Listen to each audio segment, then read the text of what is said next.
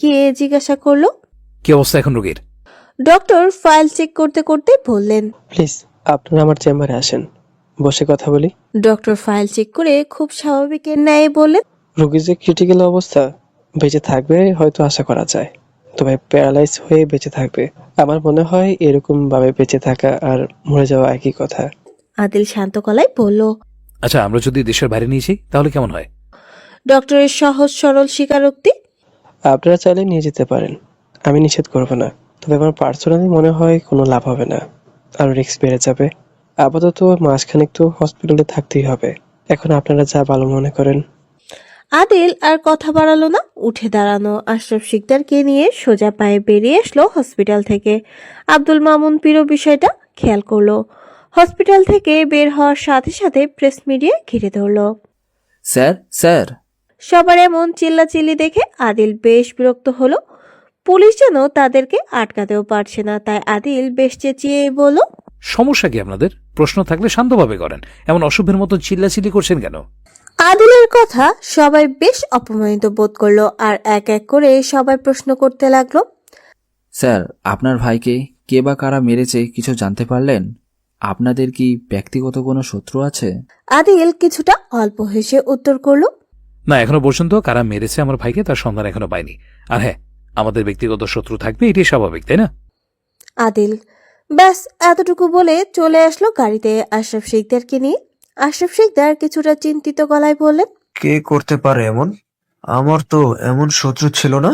তোমার কি কাউকে সন্দেহ হয় মাই সান? কলেজের এক সাইড করে গাড়ি রেখে দাঁড়িয়ে আছে কলি আর আদিব। কলি কলেজের ভেতর প্রবেশ করতে চাইলে আদিব নিষেধ করে আর বলে, রিমঝিমকে নিয়ে তারপর কলেজের ভেতরে যা।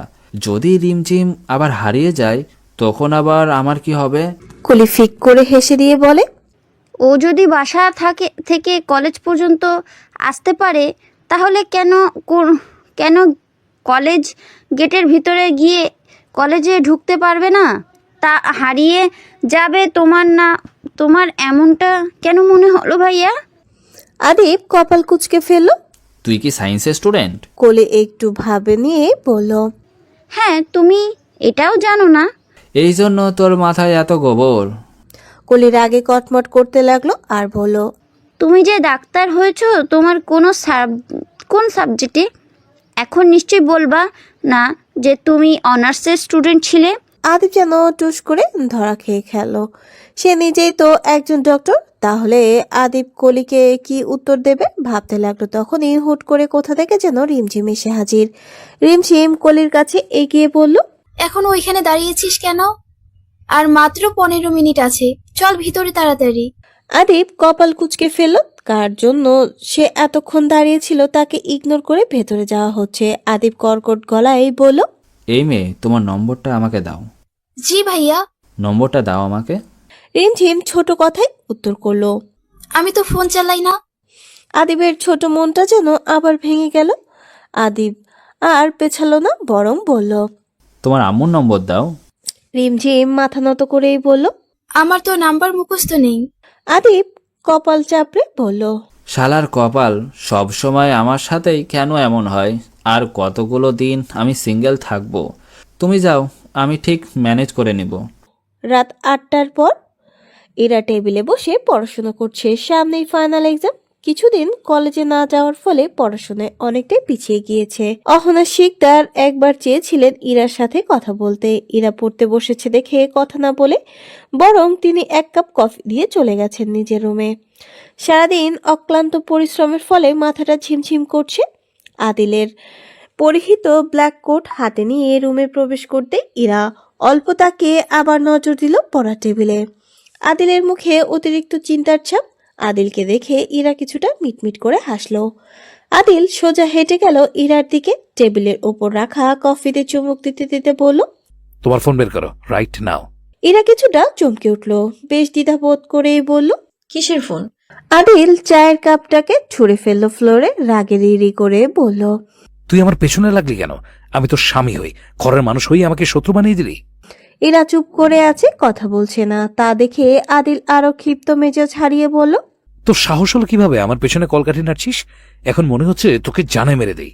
ইরা যেন আর চুপ থাকতে পারল না, উঠে দাঁড়ালো, এগিয়ে গেল আদিলের দিকে, শার্টের কলার ধরে টেনে নিজের কাছে নিয়ে বলল, আপনার হাতে আমার মৃত্যু মঞ্জুর হোক। আদিলের রুহু যেন কেঁপে উঠল ইরা শেষ প্রতিটি বাক্যে। সে তো তাকে মারতে চায় না, ভালোবাসতে চায়, নিজের কাছে রাখতে চায়, সুন্দর একটা সংসার সাজাতে চায়। আদিল আরও চেতে উঠে বলল, অসম্ভব ভালোবাসি তোমাকে। মৃত্যু তো দূরে থাক, আমি কোন রকম আঁচও আসতে দেব না। আমি আমার পূর্ণতা বলতে শুধু তোমাকেই বুঝিব। আদিল ইরার কপালে আলতো চুমু এঁকে দিয়ে বলল, আমি আমার পূর্ণতা বলতে শুধু তোমাকেই বুঝিব। ইরা অল্প হেসে উত্তর করল। ভালোবাসেন আমাকে? আদিল এবার ইরাকে ছেড়ে দিল, নিজের শার্টের বোতামগুলো খুলতে খুলতে বলল, আমি তোমাকে ঠিক কতটা ভালোবাসি সেটা হয়তো তোমার কল্পনার বাইরে হবে। তোমার ভাবনারা যেখানে গিয়ে ক্লান্ত হয়ে যাবে, আমার ভালোবাসা ঠিক সেখান থেকেই শুরু হবে। আমার ভালোবাসার গভীরতা মাপতে চাইলে ভালোবাসতে হবে তোমাকেও। তুমি আকাশের দিকে তাকিয়ে ঠিক যতটুকু দেখতে পারো, আমি ঠিক তোমাকে তার 3 গুণ বেশি ভালোবাসিব। আদিল একটা দীর্ঘশ্বাস টেনে ফের আবারও বলল, আমি আমার পূর্ণতা বলতে আমি শুধু তোমাকেই বুঝি। জীবন শেষ হয়ে যাক, যুগ বছর পার হয়ে যাক, কিন্তু তোমার প্রতি আমার ভালোবাসা সারা জীবন অটল থাকুক বউ। ইরা আদিলের কথা শুনে ঝরঝর করে কেঁদে উঠল। এতটা ভালোবাসার পর কিনা সবসময় নিজের স্বামীকে ভুল বোঝে। তার কাছে তো আদিলকে ঘিরে কোনো খারাপ কিছুর কোনো প্রমাণ নেই যে আদিল খারাপ নাকি ভালো। ইরাকে কান্না করতে দেখে আদিল এগিয়ে গেল ইরার দিকে, চোখের পানি আলতো করে মুছে দিয়ে বলল, কি হলো, বাচ্চাদের মতন ফ্যান ফ্যান করে কান্না করছো কেন? দেখতে ঠিক কতটা বাজে লাগছে জানো? এরা আদিলের মুখে এমন অদ্ভুত কথা শুনে আবারও ঝরঝর করে কেঁদে উঠল। আদিল যেন কিছু বুঝে উঠতেই পারল না কি হয় এই মেয়ের। ইরা আলতো করে বেশ অনেকখানি ভালোবাসা নিয়ে আদিলকে বলল। আমিও আপনাকে ভালোবাসতে চাই। আদিল যেন কানে ভুল শুনল, কি বলছে তার পেতনি বউ। আদিল ইরার সামনে গিয়ে চোখের দিকে তাকিয়ে কপালে গাঢ় করে হাত দিয়ে খুব সিরিয়াস হয়ে বলল, কি খেয়েছো বউ উল্টাপাল্টা? নাকি জ্বর ঠান্ডা বাঁধিয়ে বসে আছো? ঠিক আছো তুমি? ইরা নাক ছিটকিয়ে বলল, আপনি আসলেই একটা বাজে লোক, আর আনরোমান্টিক পুরো 100-তে 150। যান সরেন এখান থেকে।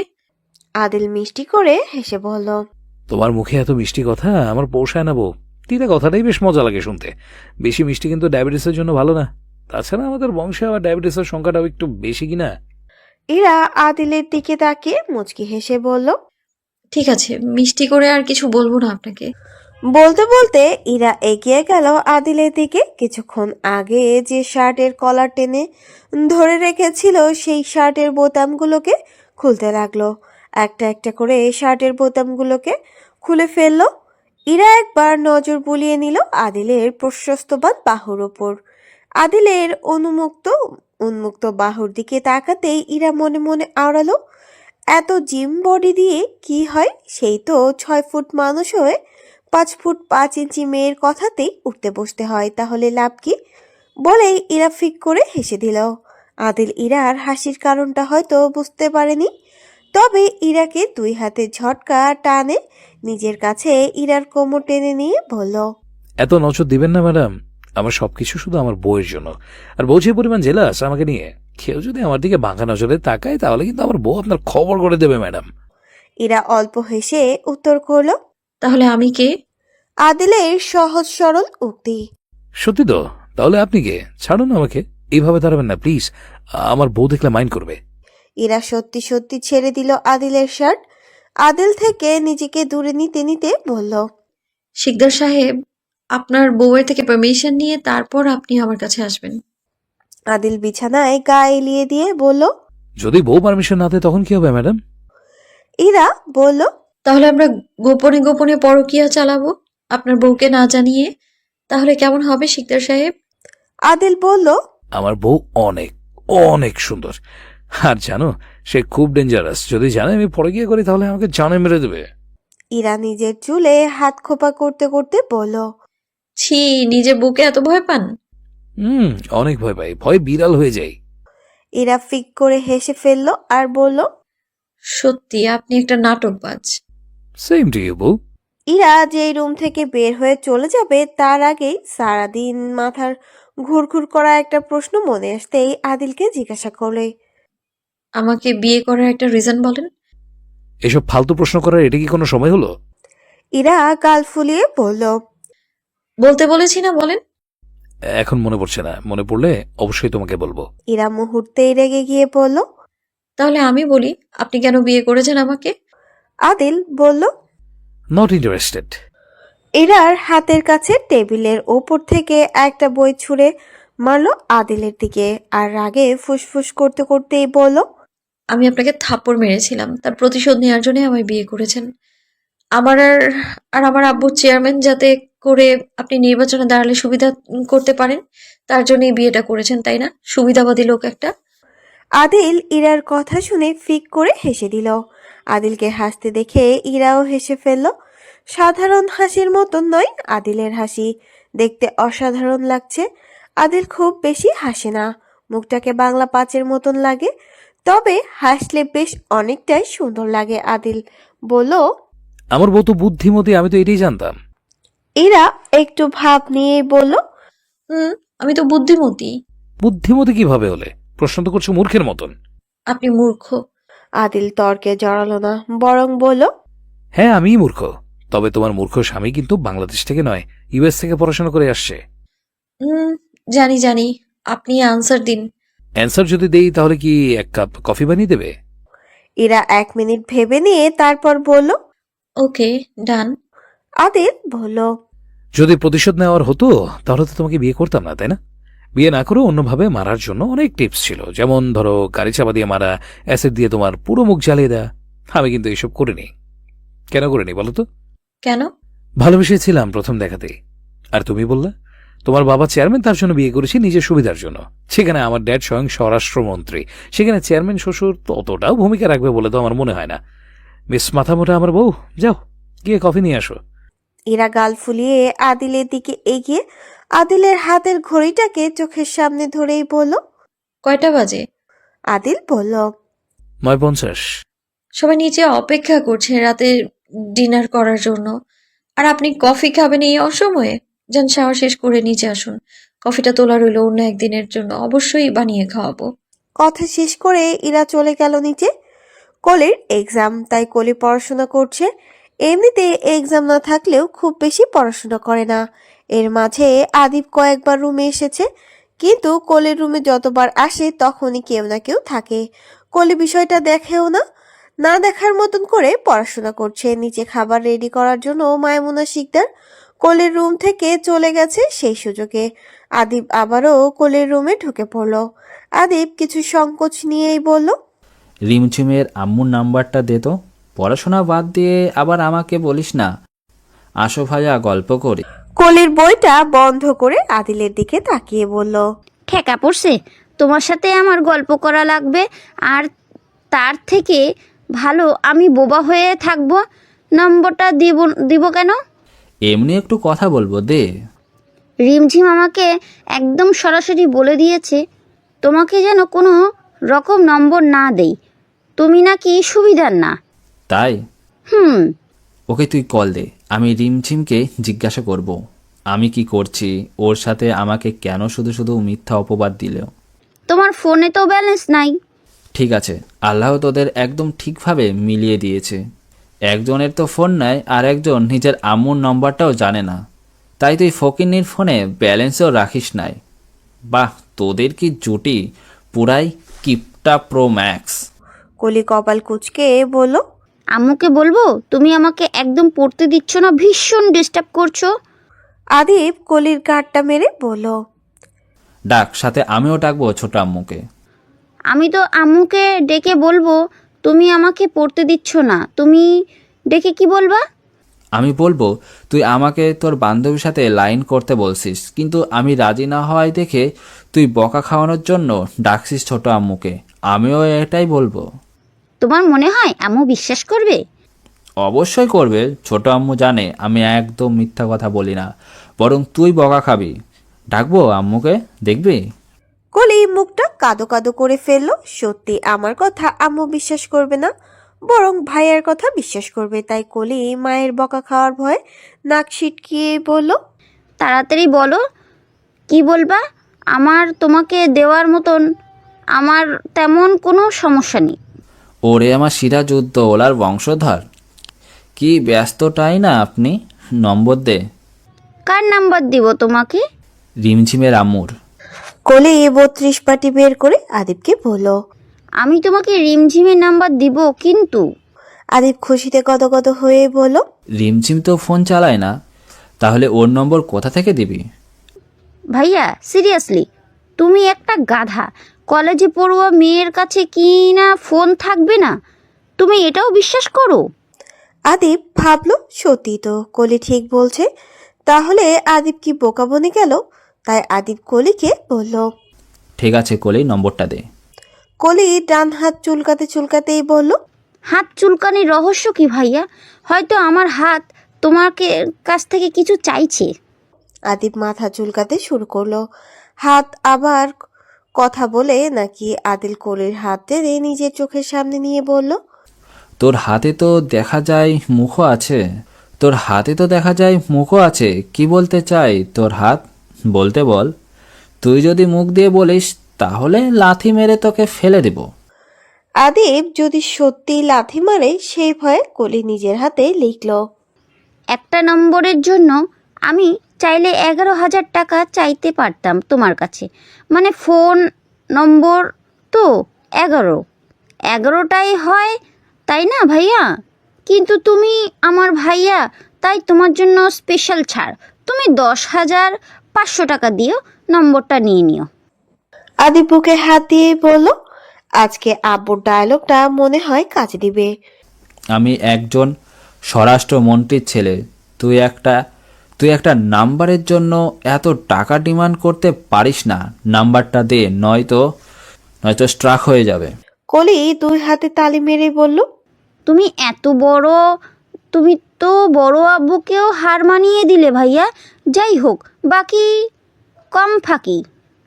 টাকা বের করো, নয়তো রুম থেকে বের হও। Get out. আদিব 500 টাকার একটা নোট হাতে দিয়ে বলল। তোর ভাই এখনো বেকার, আপাতত এই টাকাটা রাখ, পরে আবার আরেকদিন দিয়ে দেব, প্রমিস। নাম্বারটা দে। কলি মুখ বাঁকিয়ে বলল। বাকি কম ফাঁকি। দিলে দাও, না দিলে যাও। আমাকে ডিস্টার্ব করো না তো ভাইয়া। দিব বোনো, সত্যি। তুই নম্বরটা আগে দে, তারপর আমি রুমে থেকে টাকা এনে তোকে দিয়ে দিব। Trust me. আদিবের কথা একটু একটু বিশ্বাস হলো কলির, তাও বলল। তুমি শিকদার বাড়ির ছেলে, তোমাকে ভরসা করার পুণ্যের কাজ হবে না। তবুও আমি মুসলমান, একবার না হয় বিশ্বাস করেই দেখি। আদিবের মুখটা চকচক করে উঠল। কলির বিছানার ওপর থেকে ফোনটা এনে নাম্বার বের করে দিল আদিবকে। সাথে সাথে আদিব নাম্বারটা তুলে নিয়ে এক দৌড় লাগালো রুমের দিকে। কলি হালকা হেসে ফের আবারও পড়তে বসলো। আদিব নিজের রুমে গিয়ে নম্বরে বের করে ডায়াল করতেই কল রিসিভ করলো একজন পুরুষ। আদিব ভেবেছিল হয়তো রিমঝিমের বাবা, তাই সালাম দিয়ে বলল। আঙ্কেল, আমি রিমঝিমের ইংলিশ টিচার। রিমঝিম কোথায়? অপর পাশের লোকটার কণ্ঠটা বেশ ভারী, বয়স মনে হলো বেশ। তিনি এক ধমক দিয়ে বললেন। যেই মিয়া, রিমঝিম কেরা? আদিব বলল। আপনি রিমঝিমের বাবা না? লোকটা বলল। ওই মিয়া, কারে ফোন দিছেন আবল তাবল? আমার তো 10টা পোলা মেয়ে নাই, একটাও। ফাউল লোক। বলে এই লোকটা ফোন কেটে দিল। আদিব মুহূর্তেই রেগে ফুসফাস করতে করতে চলে গেল কলির রুমে। আদিবকে গোমরা মুখে রুমে আসতে দেখে কলি ফিক করে হেসে দিয়ে বলল। ভাইয়া, তুমি হয়তো ভুলে গিয়েছো আমিও কলি শিকদার, এই শিকদার বাড়ির রাজকন্যা। তুমি আমাকে আলু খাইয়ে চলে যাবে আর আমি কিনা শুধু বসে বসে খাবো? No chance. আদিব কপাল কুঁচকে বলল। তার মানে তুই ইচ্ছে করে ভুল নম্বর দিছিস আমাকে? যার নম্বর তোমাকে দিয়েছিলাম উনি আমাদের কলেজের দারোয়ান মদন কাকা। কলি বলেই হাসতে হাসতে ঘুরিয়ে পড়ল বিছানায়। আদিব রেগে গিয়ে বলল। ঠিক করলি না এটা। তুমি ডিল অনুযায়ী আমাকে টাকা না দিয়ে দৌড় দিবে রুমে চলে গেলা। তার বেলায় তুমি খুব ভালো কাজ করেছো, তাই না? 11,000 টাকা একটা পয়সা কম নিব না। আদিব কলির দিকে ভেঙচি দিয়ে বলল, আরে প্রমাণ দে, রিমঝিমের নম্বর তোর কাছে আছে, তারপর শিওর হয়ে টাকা দিয়ে দেবো তোকে পুরো 11,000। ওকে। কলি বিছানার ওপর থেকে নিজের ফোনটা হাতে নিয়ে কল করলো। হ্যালো বন্ধুরা, পরবর্তী পার্ট খুব তাড়াতাড়ি আসবে, তো সবাই অপেক্ষায় থাকো। আর চ্যানেলটি যারা এখনো সাবস্ক্রাইব করনি তারা পরবর্তী পার্ট দেখার জন্য চ্যানেলটি সাবস্ক্রাইব করে রেখো। ধন্যবাদ সবাইকে, আমাদের সাথেই থেকো।